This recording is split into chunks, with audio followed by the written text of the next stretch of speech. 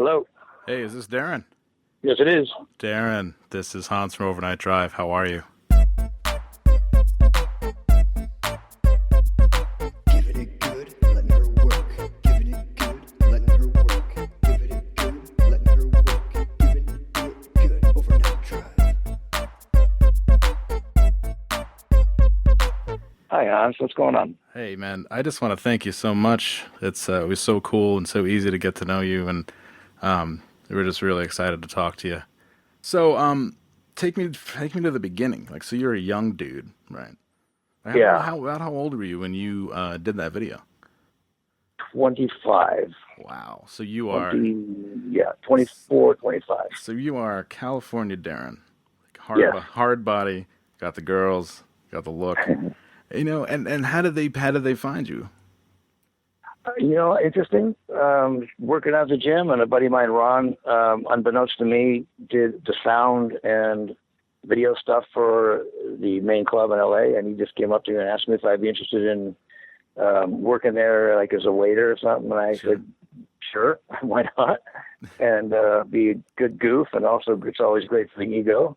So I went down and I met with the people who ran the company, and next thing you know, it was around in black spandex and bow tie.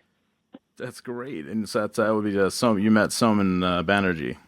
Of course, yeah, Man. very.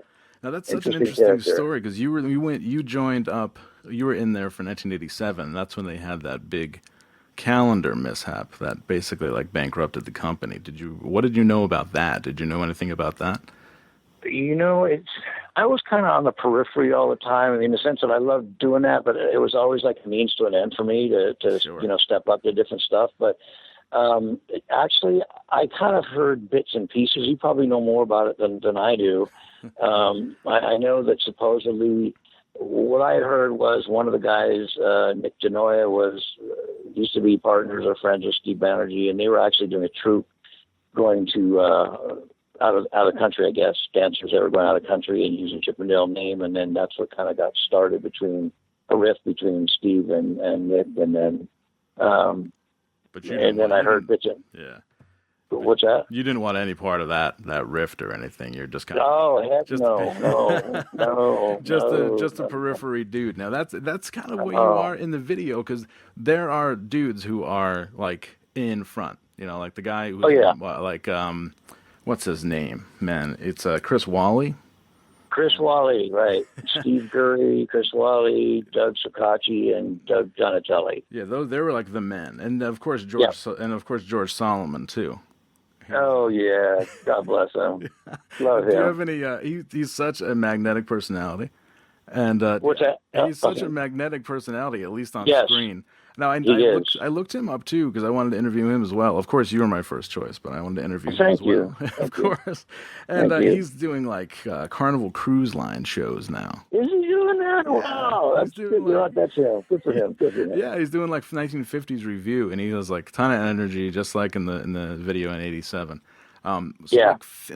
When we talked on text in the beginning, you said it was like such a blast making that video. Oh, yeah. Take me into like just tell me everything about that, man, because it's just like it's such an I think now I'm probably alone in this. I mean, of course you agree, but I think it is such an important capsule in our nation's like cultural history. Chippendales. Yeah. And it's so interesting. And you as a person are such an important part and like such an important square in our nation's like cultural quilt. Oh, geez, that's quite a compliment. Well, it's true, because you went from that to Malibu, and then you went married with children. You just keep showing up and keep being awesome. Yeah, it's like that gnat you can't get rid of, it keeps puzzling me. Yeah, but a gnat you like, I mean, it's I appreciate it. Thank you so much. Well, of course. I mean, just researching you and everything, I was like, man, this guy is in everything. And I remember seeing you when I was a kid in Living Color. You had like Yeah, so cool. yeah. First acting gig I ever got. Well, the Chippendale thing, honestly, it was really strange because I never. This is going to sound probably bizarre, but I never looked at it as stripping so much as I always wanted to perform. I love performing, and to me, when I saw the show, first I just wanted to, wait tables, and then I saw the show, and it was done so well. The guy who choreographed it was a guy named Steve Merritt who choreographed the Oscars.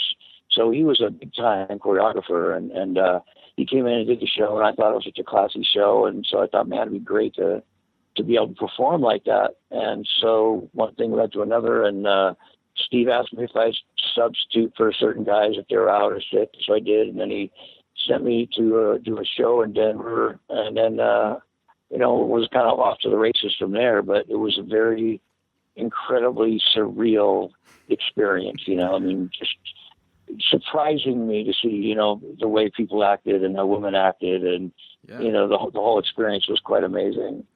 Now the popular conception is that as Chippendales, you guys, how do I put this mildly? You guys had your pick.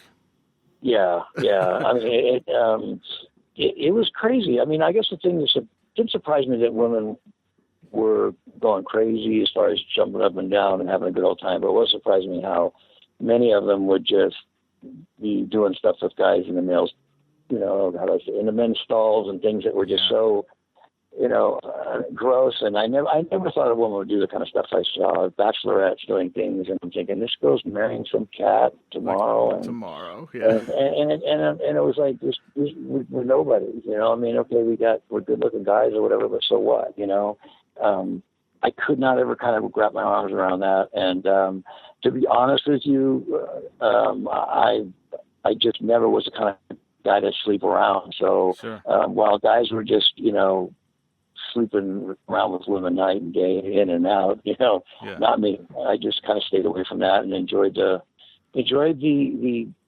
I guess the dancing, the choreography, the just the fun of it. There's a whole other part of that was just so much more fun than just, getting laid, if I hate to use that expression. But sure.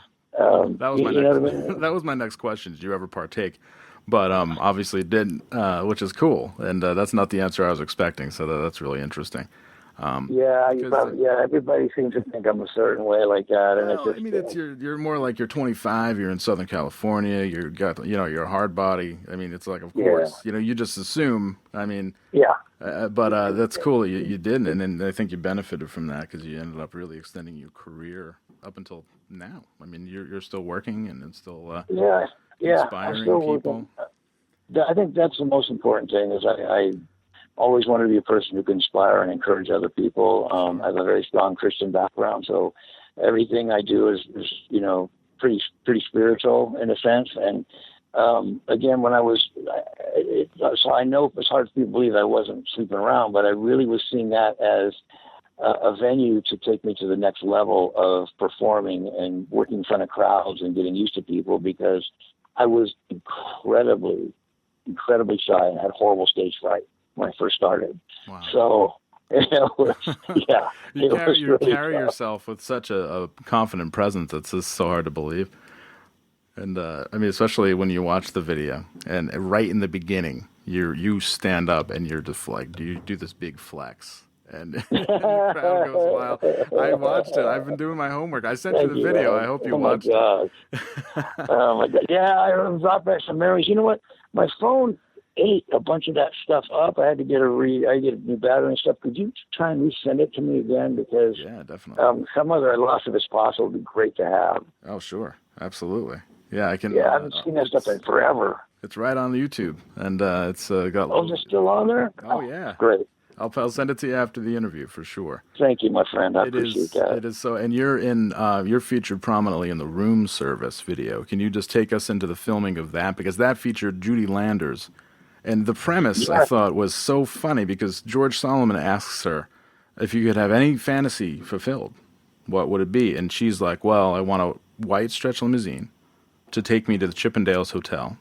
To get the best room service in town. Right. And there you are, and there you are signing her out at the desk. That's so cool.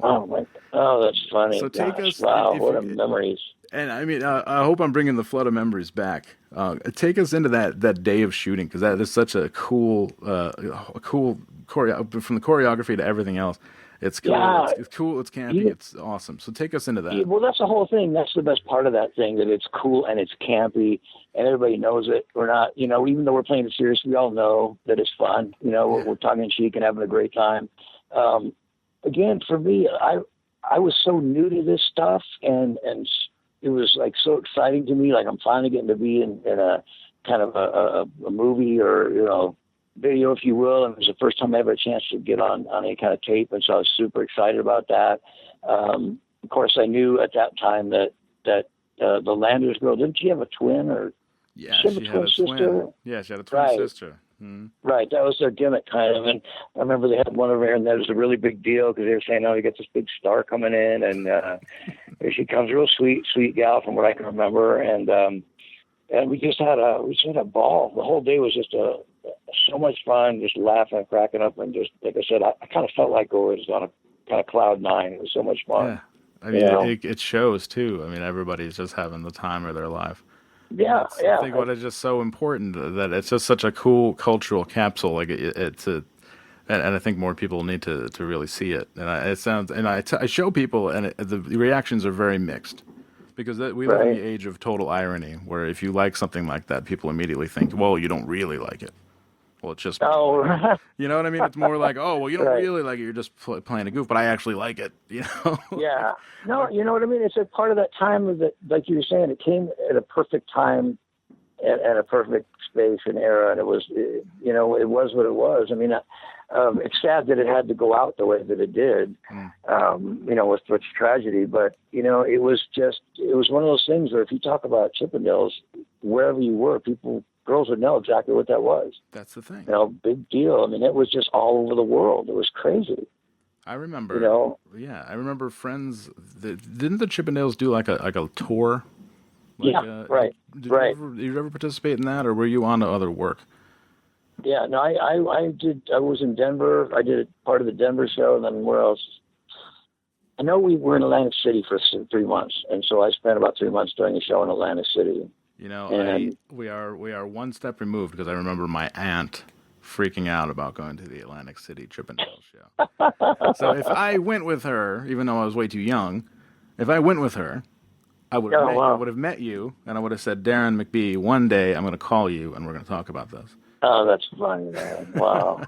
And so that's what I mean by you keep coming back in my life. One of my first jobs ever was I worked in this terrible office. I grew up in a small town in New York State called Glens Falls, and an even smaller town in the suburbs called Fort Edward. And this was like a county, like a town, like government office, right?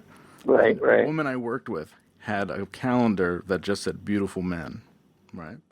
And your picture was on the cover, the one where you look like a lion, like a really nice photo.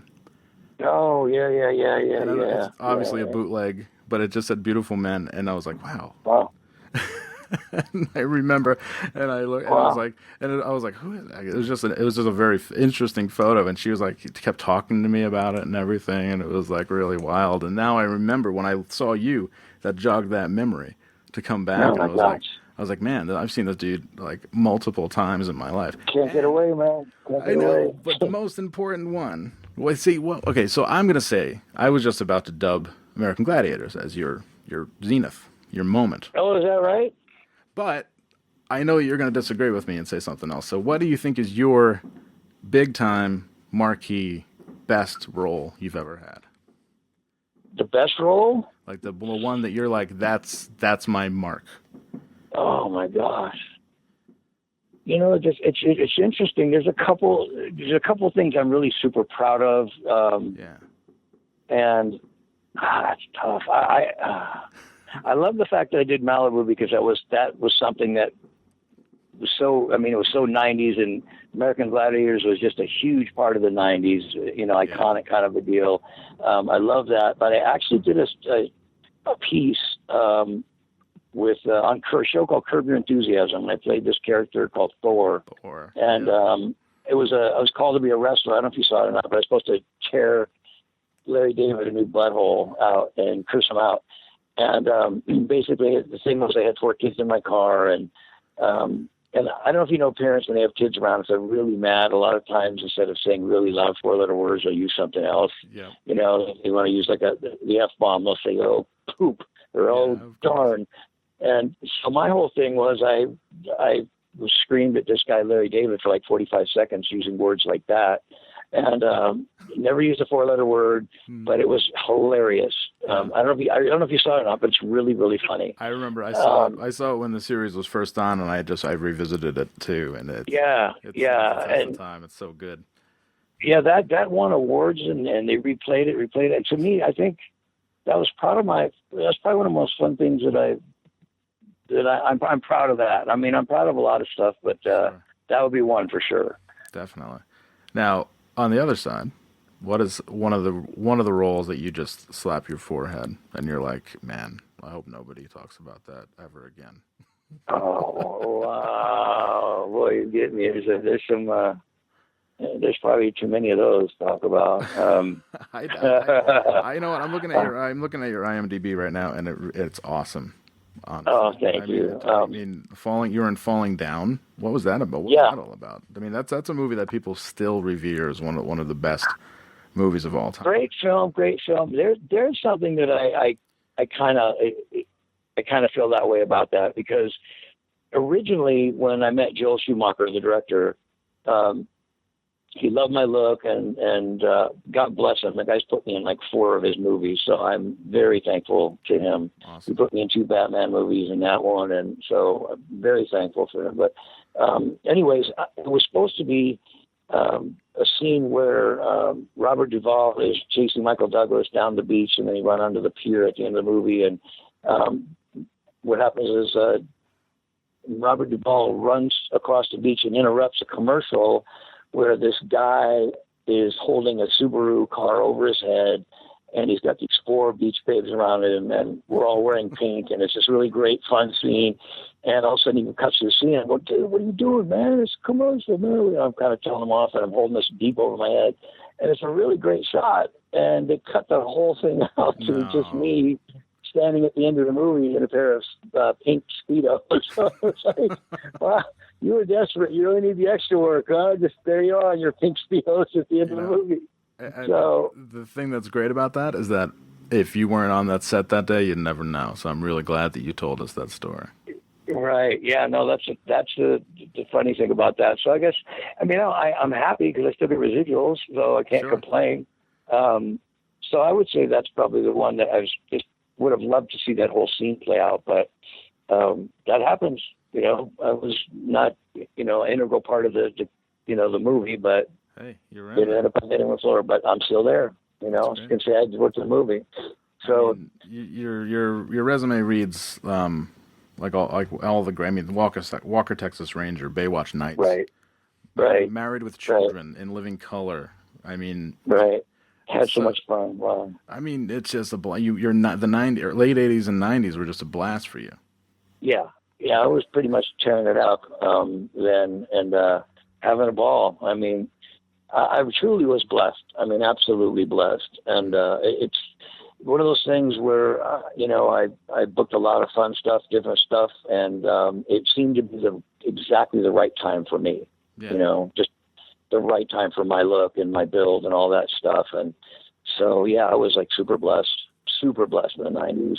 That's so cool. So, Darren, we have a lot of young men, like 18 to 25, say, who are our listeners. And they seem a little lost. Like, they seem a little too angry, a little too self-hating. Do you have any advice? For them? Because you've lived such a good life. One of our mottos is, don't do it, or when in doubt, don't do it. And we had this whole year is a year of having a nice life. So can you add to that? How did you forge your way into having a nice life? Oh, wow. Okay, well, that's something I much rather talk about, because I will hit that on a spiritual level. To me, having a nice life is being able to encourage people to be the best they can be, and encourage people to focus on serving others rather than having life be about myself. For instance, I've spoken in hundreds of schools across the United States, which a lot of people don't know about. A lot of church meetings. I've traveled around the world speaking in churches and stuff, and just really trying to get people to focus not on themselves so much, but on, number one, God, but also two, your family and friends around you, being there for them, lifting them up. Because what I found is people are truly the happiest when their eyes are not on themselves, if that makes sense. Totally. I've met people that are the most wonderful people in the world, my mom being one of them, who was so focused on just giving and loving, and truly was one of the most filled, happy, warm people I've ever met. And then I've worked on the sets with, many other people that are just miserable, and it's all about them, and give me this, and I can eat that, Rube, and this and that. And every time I found that self gets involved as the number one thing you're focused on, I see people just miserable. Sure. So to encourage young people is, first of all, I would say, if I could do what I've done, and I think people saw me in high school, in junior high school, I was the quintessential nerdy, skinny kid who got the sand kicked out of him on the beach. I mean, totally the nerdy kid with the glasses, the whole thing. And one day I just thought, you know what, I'm going to do something to turn my life around. I'm going to just do what I can to get myself in the best shape I can ever be in, and just see what happens from there. And so I got involved in weightlifting, and that kind of changed my life with martial arts, and that kind of changed my life. Yeah. And so the way I encourage kids is I say, look, you find something that you enjoy, no matter what that is. And you do that, no matter how much. Don't forget about how much money it pays, this or that. You do what you enjoy doing, because that's where you're going to feel the most fulfilled and be the happiest. So that's where I would encourage most people, is they can do it, and they can achieve if they believe and persevere. I think persevering is probably the biggest word. Is you just can't quit. You got to keep going and going and going. Because when I started acting, for example, probably the first, second, third audition I went on, I had terrible nerves so bad that I would be shaking going in there. And I went in and gave an audition that was horrible, to say the least. And just these casting directors, they'll see you, and if you're bad, they just make sure they don't invite you back or whatever. You don't hear about it. But usually your picture goes in a round file, and then just say, okay, next, because they don't have time to focus on bad people. Sure. People are doing bad jobs. Well, I did such a bad job, this one casting director, that they took it upon themselves to call my manager and say, do not send Darren McBee here ever again. He's the worst I've ever seen. Wow. He's a big, tall, dopey, blonde dummy. So I remember my manager calling in, and he literally sat me down, and he said, maybe this isn't for you. And I said, yeah. And I said, listen, just give me a year. I got to get these bugs out of my system. It's stage fright, and the only way I'm going to work through it is if I work through it. And I'm just going to keep doing it and get through feeling sick to my stomach and shaking and feeling like I'm going to pass out, which is all those feelings I had. And I persevered through it. And the next thing you know, I booked Married with Children. And then I booked a show at Universal Studios called The Conan Show, and then American Gladiators. And from there, I was just kind of being myself. The Malibu character was just a larger version of who I am. It's just me playing me times 10. If that makes sense. It's so cool. Yeah, that's such good advice. That's so vital. That's and I really, it's not every day that we get a star of stage and screen like yourself to come on the podcast. So I do really appreciate you. Oh, thank you, man. We'd like to have you back sometime, maybe to get more topical, because we get a lot of questions, and we get a lot of things that we like to talk about. So maybe we could give you a call again. Sure. For like. Oh no, you're more than welcome to anytime. You're a friend. I mean, anything I can do, anytime I can help you guys out. I'm at your service. That's so cool. Yeah, I mean, I hope I answered your questions. You definitely did. You definitely did, and this hopefully is just the beginning. Ladies and gentlemen, Darren McBee a piece, Hey. a fine piece of our nation's cultural quilt here today for a brief 20 minutes, but in our hearts forever. Thank you so much, sir. Oh, God bless you guys. Thanks for having me on, man. It was a blast. Thanks so much. We'll talk to you soon. Hey. All right, God bless you, man. I'll talk to you soon. Bye. See you.